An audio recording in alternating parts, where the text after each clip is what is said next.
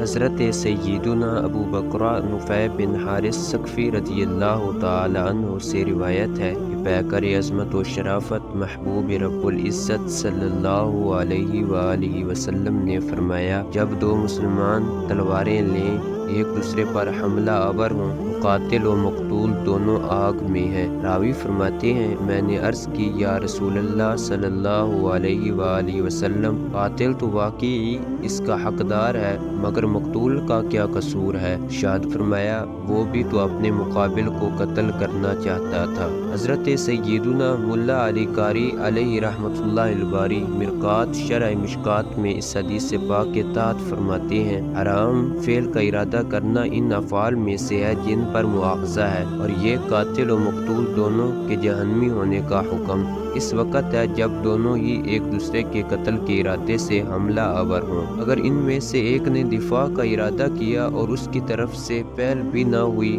مگر صرف دوسرے کے مارنے کی وجہ سے اس نے اس کو قتل کر دیا تو اس پر کوئی مواخذہ نہیں ہوگا، کیونکہ اس کو اپنی جان بچانے کی شرعاً اجازت دی گئی ہے۔ علامہ بدر الدین عینی علیہ رحمۃ اللہ الغنی عمدۃ القاری میں فرماتے ہیں، علماء اکرام رحمہم اللہ السلام نے فرمایا کہ قاتل و مقتول دونوں آگ میں ہیں۔ اس سے مراد یہ ہے کہ وہ دونوں آگ کے مستحق ہیں، لیکن ان دونوں کا معاملہ اللہ عز و جل کے ذمہ کرم پر ہے۔ اگر وہ چاہے تو دونوں کو دوزخ کا عذاب دے، اور اگر چاہے تو دونوں کو معاف فرما کر بالکل ہی عذاب نہ دے۔ علامہ حافظ ابن حجر عسقلانی قدس سرہ النورانی فتح الباری میں فرماتے ہیں، علامہ بزار علیہ رحمۃ اللہ الغفار نے اس حدیث پاک کی مراد بیان کرتے ہوئے فرمایا، یعنی جب تم دنیا کی وجہ سے ایک دوسرے کو قتل کرو تو قاتل اور مقتول دونوں جہنمی ہیں، اور اس کی تائید مسلم شریف کے اس حدیث سے ہوتی ہے کہ قیامت اس وقت تک نہیں آئے گی جب تک